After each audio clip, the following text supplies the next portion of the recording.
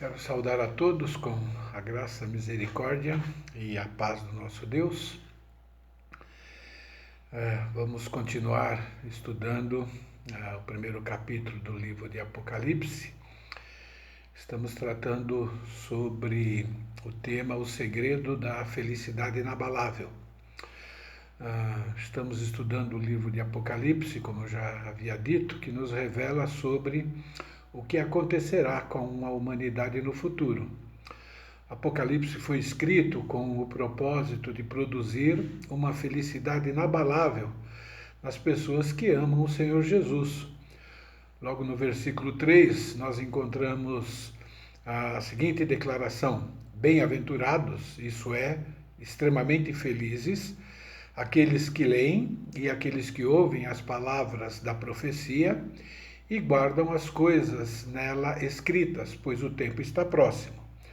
Hoje é o quinto estudo sobre o segredo da felicidade inabalável.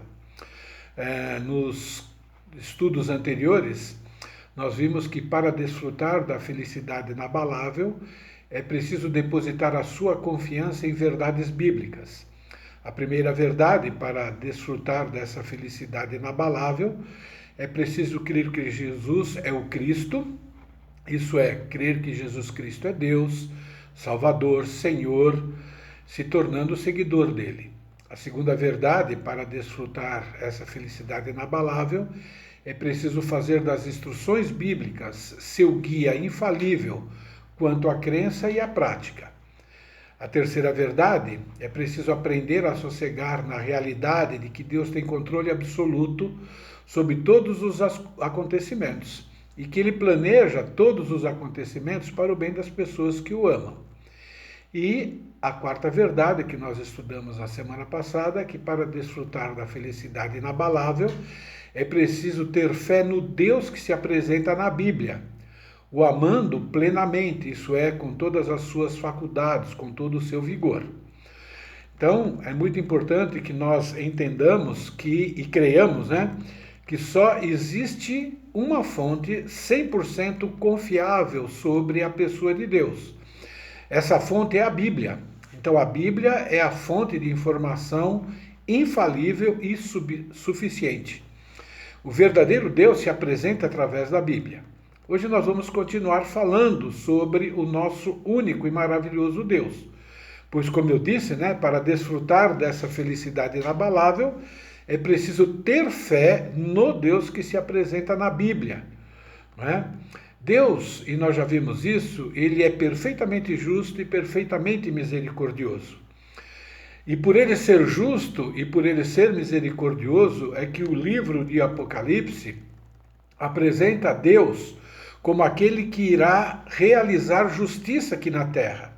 E ele fará isso castigando a humanidade por causa dos seus pecados. Mas Apocalipse também apresenta a Deus como sendo misericordioso, cheio de compaixão.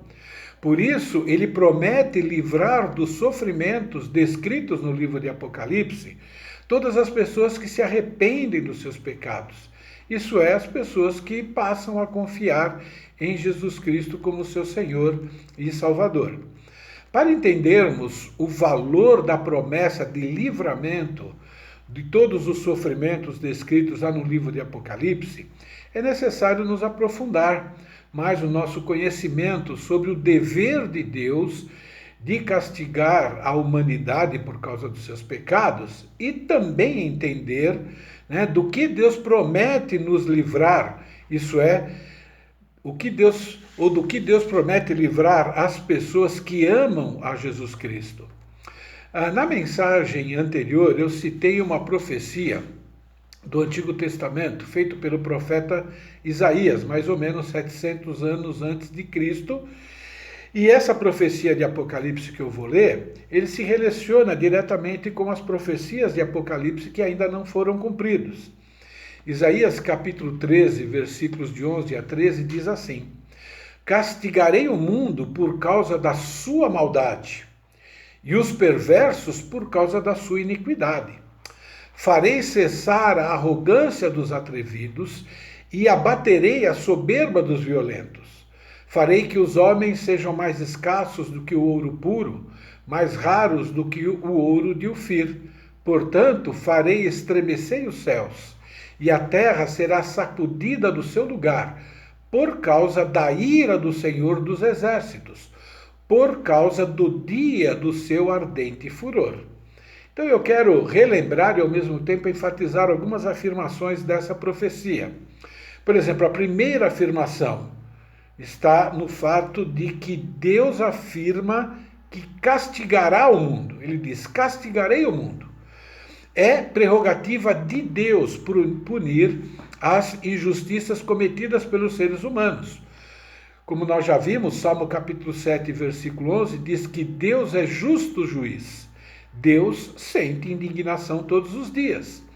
A forma que Deus irá castigar o mundo está descrito no livro de Apocalipse.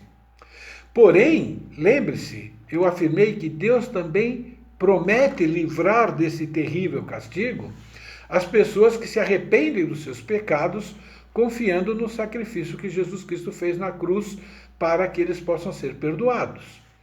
A segunda afirmação trata sobre o motivo do castigo. Isaías diz: por causa da sua maldade, e os perversos por causa da iniquidade. Então, o motivo do castigo são os pecados que nós cometemos. De novo, Deus é justo juiz, e ele não exagera nem minimiza na sua punição. Como o pecado é uma terrível ofensa contra Deus, e é dessa forma que nós temos que ver o pecado, pelo menos é dessa forma que as pessoas que amam a Deus veem o pecado. Então, por ser uma ofensa terrível contra Deus, a punição é igualmente terrível. Porém, novamente, as pessoas que amam a Jesus serão poupados desse castigo, como eu mostrarei mais adiante. A terceira afirmação dessa profecia de Isaías se refere ao propósito de Deus em castigar a humanidade. Diz assim: farei cessar a arrogância dos atrevidos e abaterei a soberba dos violentos. Então, o propósito de Deus através do castigo é eliminar essas ações perversas das pessoas. O motivo pelo qual Deus vai punir é para tornar o nosso mundo mais justo, que é o que todo mundo quer. Então, punir o pecado é um dos métodos de Deus para frear o pecado. Nós mesmos, como eu disse na semana anterior, quando a gente vê a maldade do mundo, quando a gente vê toda essa corrupção, nós não vemos a hora disso desaparecer do mundo. E a Bíblia diz que para desaparecer, só uma punição severa é que vai fazer com que isso aconteça. A quarta afirmação se refere ao tempo em que Deus determinou aplicar esse seu castigo sobre as pessoas e sobre os povos. Versículo 13 de Isaías, que nós lemos, diz assim: portanto, farei estremecer os céus, e a terra será sacudida do seu lugar, por causa da ira do Senhor dos Exércitos, por causa do dia do seu ardente furor. Agora, guarde na memória essa frase: dia do seu ardente furor. Esse dia se refere a um período de tempo. Não é um dia literal, mas é um período de tempo em que Deus vai aplicar a sua justiça no mundo. Um dia determinado por ele, isso é um período de tempo em que ele vai punir a humanidade, e isso é chamado de o dia do seu ardente furor. É um período de tempo que vai acontecer o que está profetizado no livro de Apocalipse, desde o capítulo 5 até o capítulo 18. O livro de Apocalipse tem 22 capítulos, sendo que aproximadamente 70% do seu conteúdo é usado para descrever os terríveis acontecimentos no mundo todo, por causa dos pecados cometidos por todos os seres humanos.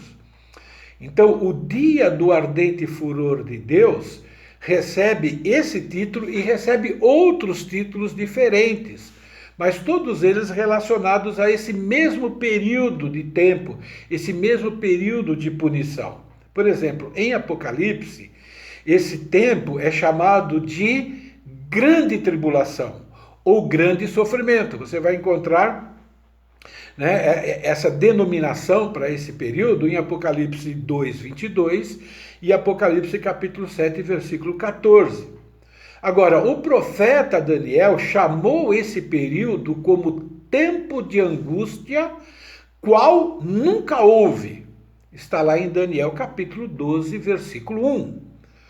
O profeta Sofonias chamou de o dia da indignação. E ele complementa: dia de angústia, dia de alvoroço e desolação, dia de escuridade e negrume, dia de nuvens e densas trevas.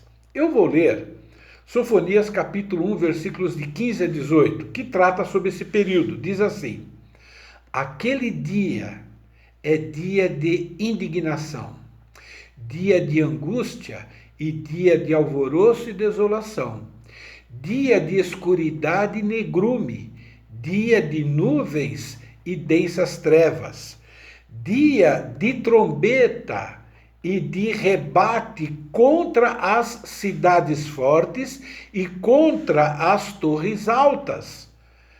Trarei angústia sobre os homens, eles andarão como cegos, porque pecaram contra o Senhor, e o sangue deles se derramará como pó, e a sua carne será atirada como esterco. Nem a sua prata, nem o seu ouro os poderão livrar do dia da indignação do Senhor. Mas pelo fogo do seu zelo, a terra será consumida, porque certamente fará destruição total, repentina de todos os moradores da terra. Palavras duras, mas que descrevem, né, o que vai acontecer no planeta Terra no dia do derramamento da ira do Senhor. Como disse anteriormente, esse dia se refere a um período de tempo específico, que lá no livro de Apocalipse é revelado que será um período de 7 anos, divididos em 2 períodos de 3 anos e meio, sendo que o primeiro período é uma tribulação bem intensa, mas o segundo muito mais intensa ainda. E você encontra isso em Apocalipse capítulo 11.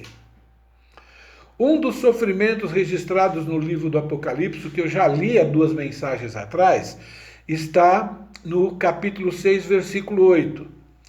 Diz assim: olhei e diante de mim estava um cavalo amarelo. Seu cavaleiro chamava-se Morte, e o Hades, ou o inferno, o seguia de perto. Foi-lhe dado poder sobre 1/4 da terra para matar a espada, pela fome, por pragas e por meio dos animais selvagens da terra. 1/4 da terra. Então, é uma tragédia na qual 25% da população mundial vai morrer através de espada, fome, pragas e animais selvagens, né? Esses acontecimentos irão se cumprir num curto espaço de tempo. Você pode imaginar, se isso acontecesse hoje, 2 bilhões de habitantes morrendo num período de 6 meses, talvez no máximo de 1 ano.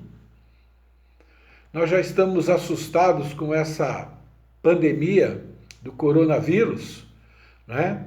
Que por enquanto não atingiu talvez nem 1% ainda, né, da humanidade, com certeza ainda não. Imagine 25%, 2 bilhões de habitantes. Isso revela o quanto o pecado ofende a Deus Isso revela, né, como nós ofendemos a Deus através do nosso comportamento. Agora, se você já ficou assustado com essa profecia, eu vou citar uma outra, tão terrível quanto esta. No capítulo 9, isso é depois que acontecer essa do capítulo 6, lá no capítulo 9, do versículo 13 até o versículo 21, nós temos mais uma profecia. Eu vou ler só alguns versículos. O sexto anjo tocou a trombeta.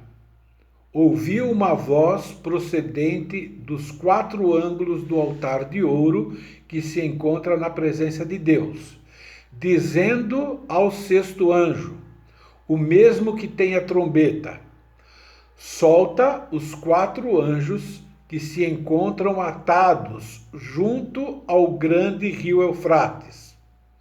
Foram então soltos os 4 anjos que se achavam preparados para a hora, o dia, o mês e o ano, para que matassem uma terça parte dos homens ou seres humanos.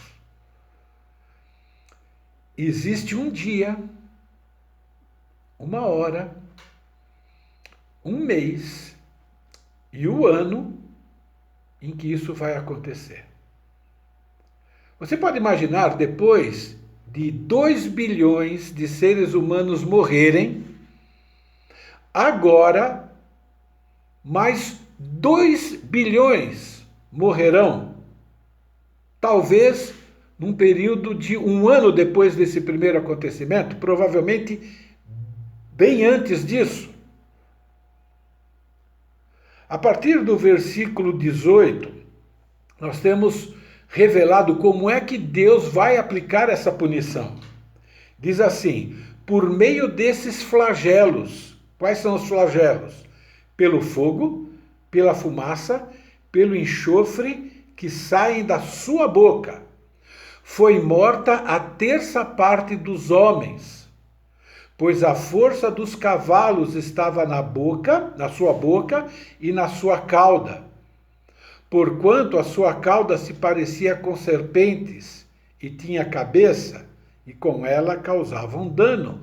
Uma figura de linguagem mostrando, né, como é que esses flagelos vão matar agora, né, 1/3 do planeta Terra.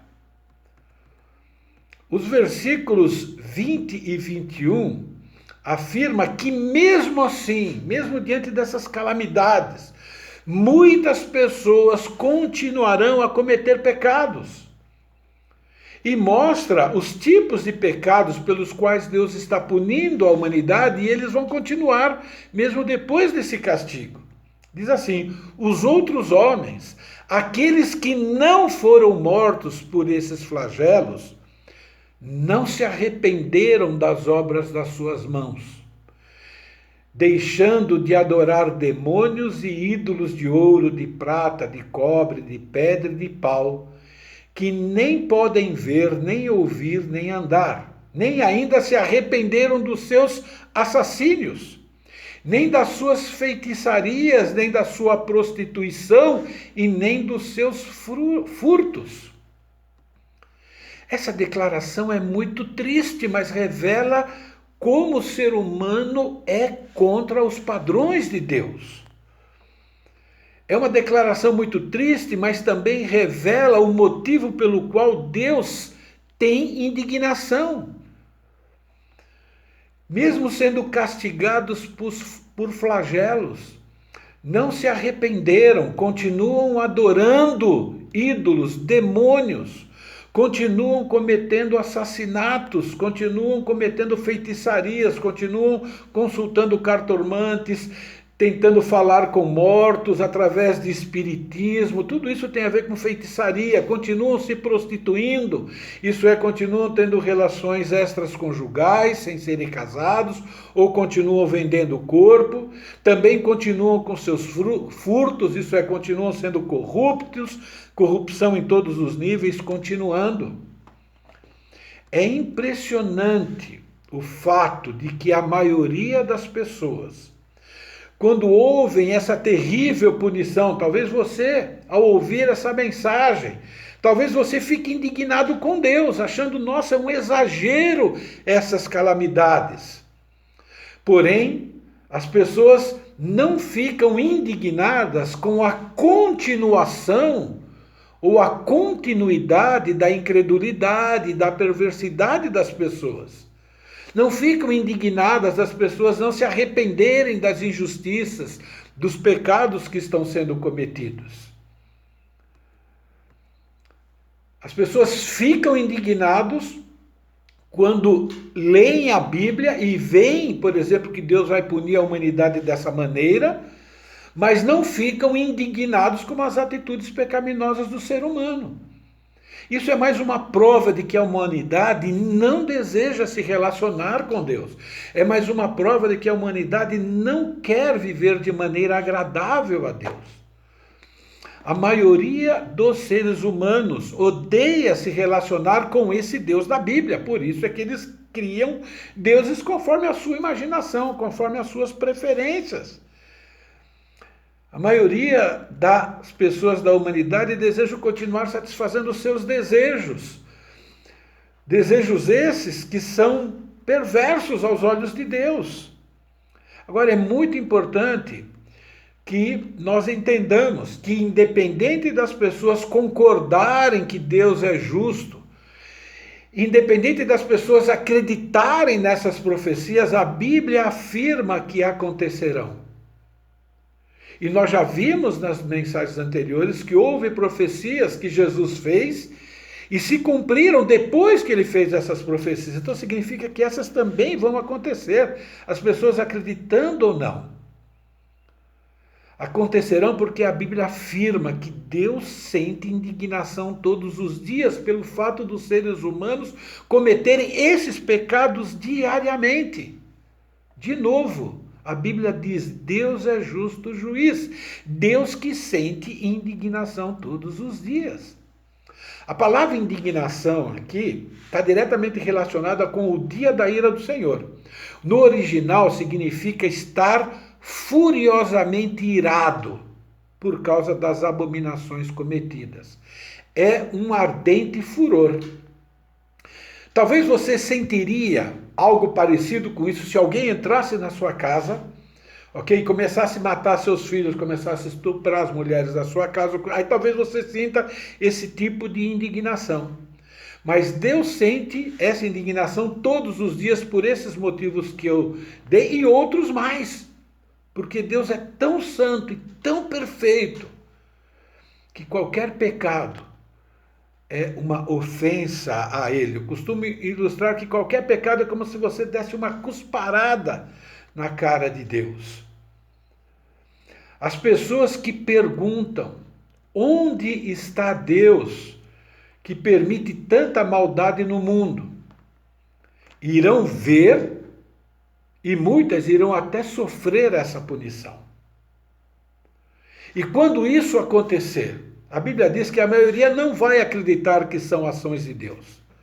Vai acreditar que é a mãe natureza, que são consequências de ações humanas mesmo, mas elas não vão acreditar que é o derramar da ira, da punição de Deus por causa dos pecados. E é por isso que eles vão continuar cometendo esses pecados depois dessas calamidades.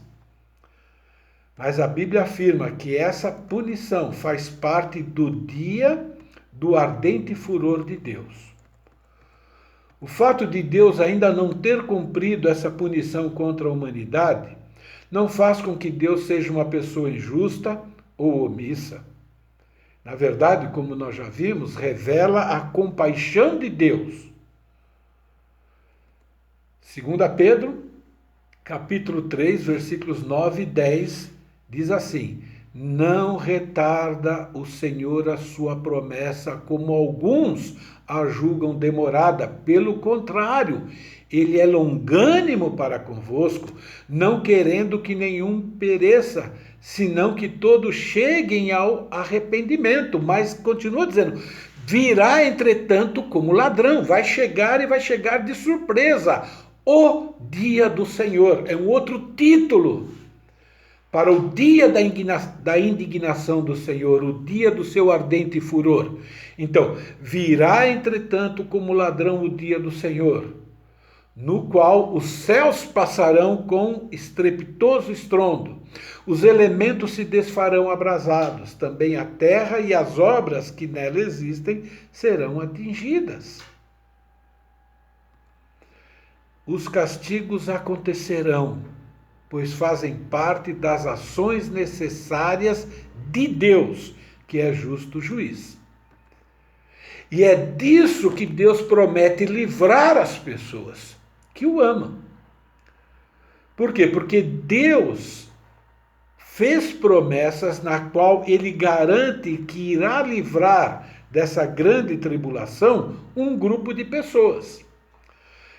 Na mensagem da semana passada, nós estudamos um pouco a respeito do Salmo 9, capítulo 7 até o versículo 10, que eu vou ler novamente agora, porque trata sobre esse livramento também. Mas o Senhor permanece no seu trono eternamente. Trono que erigiu para julgar. Ele mesmo julga o mundo com justiça, administra os povos com retidão. Agora, versículo 9. O Senhor é também alto refúgio para o oprimido, refúgio nas horas de tribulação. Em ti, pois, confiam os que conhecem o teu nome, porque tu, Senhor, não desamparas os que te buscam. Mas você prestou atenção no versículo 9? Apresenta o Senhor como um alto refúgio para o oprimido e ele diz, refúgio nas horas de tribulação. Essa palavra refúgio significa um lugar alto e extremamente seguro. Essa palavra refúgio significa uma fortaleza intransponível. Essa palavra também significa um lugar de retiro, um lugar para onde você vai se afastar ou vai para longe do perigo. Essa palavra tem a sua raiz numa outra palavra que significa estar inacessivelmente alto. Isso é um lugar onde a provação, o lugar onde o sofrimento, o lugar onde essas calamidades não podem alcançar de tão alto que é. O Salmo afirma que Deus é o nosso intransponível refúgio nas horas de tribulação. Por quê? Porque Ele vai providenciar o escape. Essa profecia se aplica às calamidades descritas em Apocalipse, como eu disse, que descreve esse período como grande tribulação. Lembrando, de novo, essa tribulação é o derramar da ira de Deus por causa dos pecados, mas Deus faz uma promessa, porque Ele é misericordioso, as pessoas que se arrependem, que confiam em Jesus, que confiam no seu perdão, vão desfrutar dessa promessa. Ouça essa outra afirmação de livramento que encontramos em outro texto da Bíblia. Diz assim, em 1 Tessalonicenses capítulo 1, versículo 9 e 10. Pois eles mesmos, no tocante a nós, proclamam com repercussão, que repercussão teve o nosso ingresso no vosso meio, e como, deixando os ídolos, vos convertestes a Deus para servir o Deus vivo e verdadeiro. Isso aqui, Paulo recebe uma notícia dessas pessoas que fazem parte dessa igreja, de como eles ouviram a mensagem de perdão que Deus oferece. E o que aconteceu com eles? Eles se arrependeram, eles deixaram os ídolos e se converteram a Deus, passaram a servir verdadeiramente Deus. E aí ele continua dizendo, versículo 10, E para esse grupo de pessoas, né? E para aguardardes dos céus o seu Filho, a quem ele, Deus, ressuscitou dos mortos, Jesus, que nos livra da ira vindoura. Deus escreveu essa promessa na qual ele promete livrar as pessoas que confiam em Jesus dessa ira, dessa grande tribulação, desse grande sofrimento. O motivo das pessoas não sofrerem a ira vindoura qual é? Essas pessoas ouviram a mensagem de salvação, essa mensagem que tem sido pregada nessas 5 mensagens que eu preguei para vocês e continuo pregando agora. E o que aconteceu com essas pessoas? Deixando os ídolos, se converteram a Deus e passaram a viver para agradar a Deus.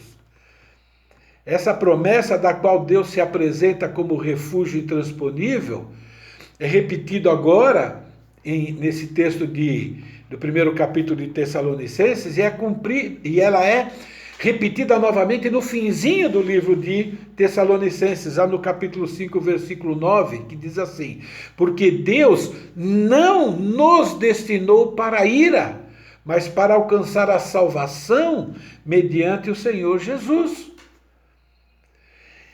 Esse Deus justo, que precisa punir o pecado e vai, com muitas calamidades, sendo que 2 delas, e tem muitas outras, né? A terra vai ser destruída, os homens, né, irão morrer, né, 25% da primeira vez, depois mais 1/4.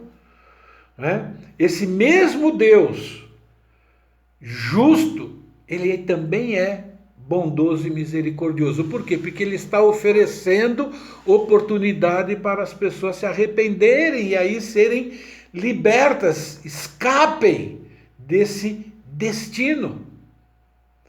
A pergunta é: como Deus vai proteger as pessoas que confiam em Jesus desse período de grande sofrimento ou tribulação?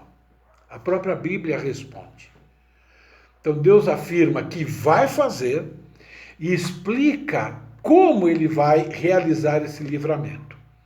Um dos textos está em 1 Coríntios, Novo Testamento, capítulo 15, versículos 51 e 52, que diz assim: eis que eu vos digo um mistério. Nem todos dormiremos, mas todos transformados seremos. Num momento, num abrir e fechar de olhos, ao ressoar da última trombeta, a trombeta soará. Os mortos ressuscitarão incorruptíveis e nós seremos transformados.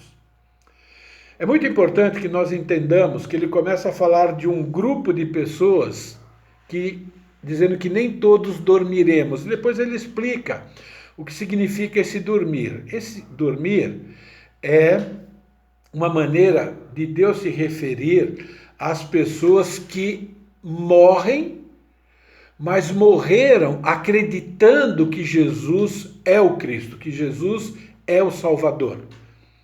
Usa o termo dormir por quê? Porque essas pessoas não morrem e permanecem mortas. Porque elas vão, ou o corpo irá ressuscitar. Por isso que ele diz: os mortos ressuscitarão incorruptíveis. Então, essa promessa de livramento do sofrimento de tribulação, ok, é chamado de uma transformação. A transformação de 2 grupos de pessoas que confiam em Jesus como Senhor e Salvador. Um grupo de pessoas que nós vamos chamar de crentes, isso é, as pessoas que creem no Deus da Bíblia. Então existem 2 grupos de crentes hoje no mundo. Um grupo de crentes que já morreram. Morreram acreditando que Jesus Cristo é Senhor e Salvador. A Bíblia diz que esse grupo que já morreu irá ressuscitar de maneira incorruptível. O que significa isso? Essas pessoas que morreram vão receber um novo corpo. Incorruptível significa um corpo sem corrupção, um corpo que nunca vai morrer, um corpo que nunca mais vai ficar doente e um corpo que nunca mais vai cometer pecado. É isso que significa.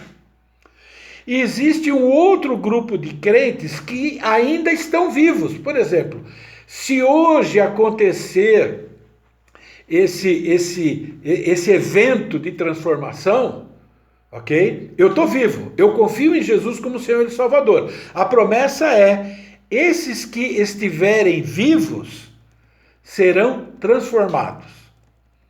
Isso é, eu vou receber um corpo igualzinho àquele corpo que aqueles que morreram receberão, isso é, um corpo igualmente incorruptível. Eu também vou receber um corpo que nunca mais vai ficar doente, que nunca mais vai morrer e que nunca mais vai pecar.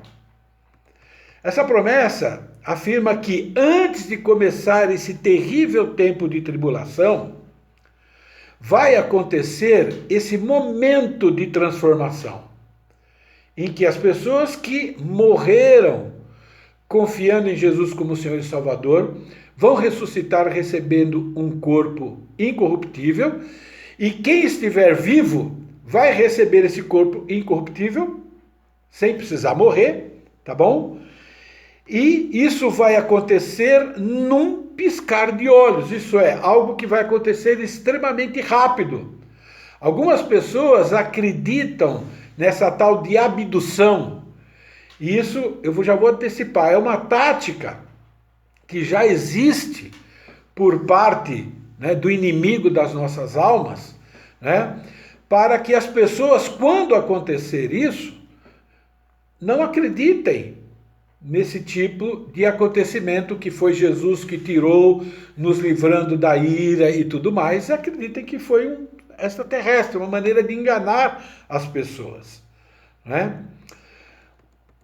Em 1 Tessalonicenses, nessa epístola escrita para os cristãos, dá mais detalhes a respeito desse acontecimento, isso é, como é que vai acontecer esse livramento. Diz assim, 1 Tessalonicenses 4, versículos 13 a 18. Não queremos, porém, irmãos, que sejais ignorantes com respeito aos que dormem. Olha, quem está recebendo essa carta naquela época está vivo, estão recebendo a notícia de que vai acontecer esse livramento, e agora essas pessoas estão preocupadas. O que vai acontecer com as pessoas que já morreram acreditando em Jesus? Então ele está dizendo, olha, eu não quero que vocês sejam ignorantes a respeito disso, para não vos entristecerdes como os demais que não têm esperança. Então agora vem uma mensagem de esperança para aqueles que estão vivos, caso acontecesse naquele momento, caso aconteça agora, e esperança para aqueles que já morreram e viram seus entes queridos morrendo, mas confiando em Jesus. Versículo 14 diz, pois se cremos que Jesus morreu e ressuscitou, assim também Deus, mediante Jesus, trará em sua companhia os que dormem. Isso é, se Jesus morreu e ressuscitou, as pessoas que já morreram, confiando em Jesus, também vão ressuscitar. Versículo 15. Ora, ainda vos declaramos por palavra do Senhor. Isso é, isso que está sendo ensinado, é algo que Jesus já havia ensinado, é algo que vem de Deus. Nós, os vivos, os que ficarmos até a vinda do Senhor, de modo nenhum precederemos aqueles que dormem, isso é, aqueles que morreram.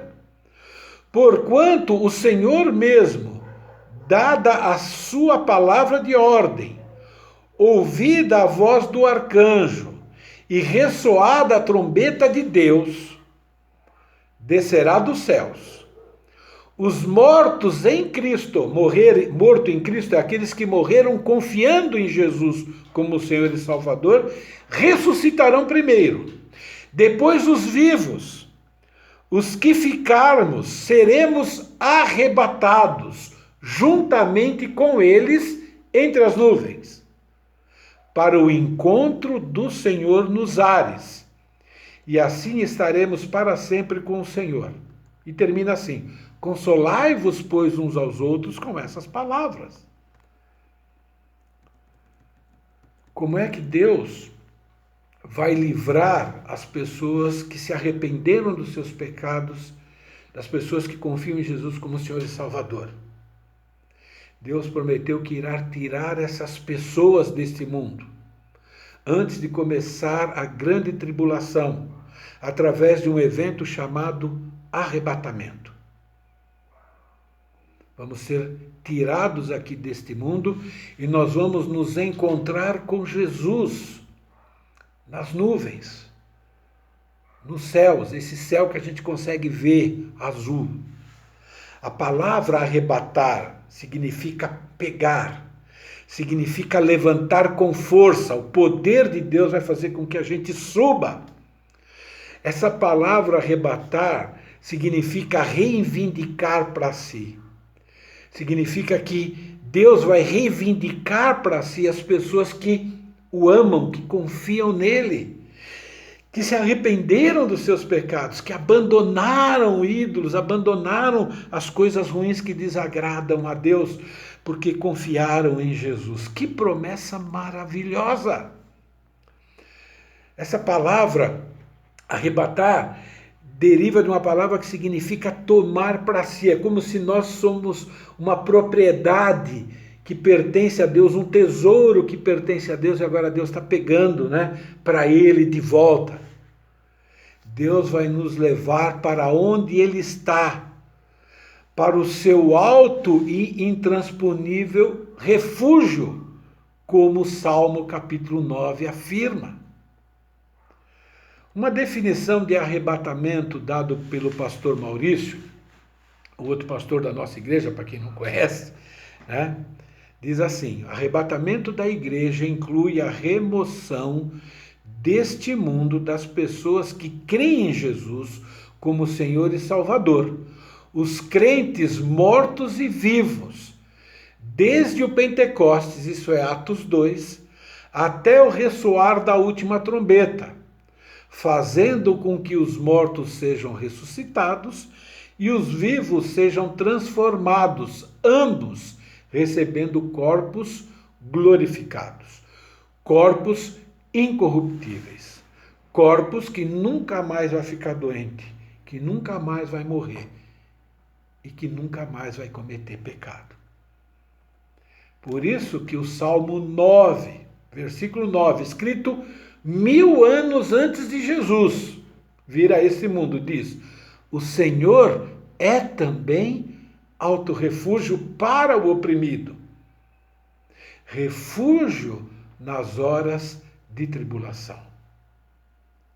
Jesus vai voltar, ele vai voltar até as nuvens, lá nos ares, antes da tribulação, ou antes que a tribulação comece, para pegar para ele as pessoas que depositam e já depositaram a sua confiança nele como Senhor e Salvador. Se você faz parte desse grupo de pessoas, Jesus vai nos levar para esse alto refúgio, vai nos tirar do planeta Terra, nesse período terrível de sofrimento e dor. Você acredita nessa promessa? Essa promessa está diretamente relacionada com as promessas de felicidade inabalável e eterna. Lembra? Para desfrutar da felicidade inabalável e eterna, é preciso crer nas verdades bíblicas. É preciso crer que Jesus é o Cristo, que Jesus é Deus, Salvador, Senhor, sendo um seguidor dele. Isso é, abandona o pecado e começa a viver uma vida que agrade a Deus. Para desfrutar dessa felicidade inabalável, que inclui a promessa de ser liberto, de escapar dessa grande tribulação e sofrimento, é preciso crer e fazer das instruções bíblicas o seu guia infalível quanto à crença e à prática. Também é preciso crer e aprender a sossegar, a descansar na realidade de que Deus tem controle absoluto sobre todos os acontecimentos. E é por isso que ele planejou, inclusive, esse acontecimento do arrebatamento para tirar as pessoas que o amam desse sofrimento. Também é preciso crer no Deus que se apresenta através da Bíblia. E quem crê em Deus demonstra sua crença, não falando só da boca para fora, mas amando Deus plenamente, com todas as suas faculdades, com todo o seu vigor. Quem crê nessas quatro verdades, também crê que Deus é alto refúgio, que Deus é misericordioso, que Deus é poderoso para nos arrebatar desse mundo antes da grande e terrível tribulação descrita em Apocalipse, antes do grande e terrível dia do derramar do fulgor da ira de Deus. Quem crê nessas verdades irá ter um encontro com Jesus nos ares, entre as nuvens, num piscar de olhos. Todas essas promessas afirmam que Deus tem um tratamento privilegiado para as pessoas que o amam, para as pessoas que confiam em Jesus como Senhor e Salvador. Porque essas pessoas são aquelas que têm fé no Deus que se apresenta na Bíblia, num Deus que é justo e que é misericordioso. Você faz parte desse grupo de pessoas? Você já confessou para Deus e até para as pessoas que você se relaciona que você é um pecador, por isso você precisa de Jesus como Senhor e Salvador pessoal? Se você já fez isso, fique tranquilo. Essas promessas é para você. Se você ainda não confessou a Jesus como Senhor e Salvador, pense a respeito, pois pode ser que o arrebatamento ocorra ainda hoje. E se você não for arrebatado, você vai sofrer tudo que está em Apocalipse, do capítulo 5 até o capítulo 18, e eu li só 2 passagens. Tem muita coisa ruim lá, por causa do pecado da humanidade. Eu quero encerrar lendo mais uma afirmação de Jesus no livro de Apocalipse, capítulo 3, versículo 10. É uma promessa feita para as pessoas que amam a Deus, que reconhecem que são pecadoras e que o pecado ofende a Deus, por isso se arrependeram e amam Jesus e vivem procurando agradar a Jesus. Apocalipse capítulo 3:10 tem essa declaração, essa verdade. Porque guardaste a palavra da minha perseverança, é Jesus falando. Eu também te guardarei da hora da provação que há de vir sobre o mundo inteiro, para experimentar os que habitam sobre a terra. Essa palavra, guardar da hora da provação, significa proteger, livrar.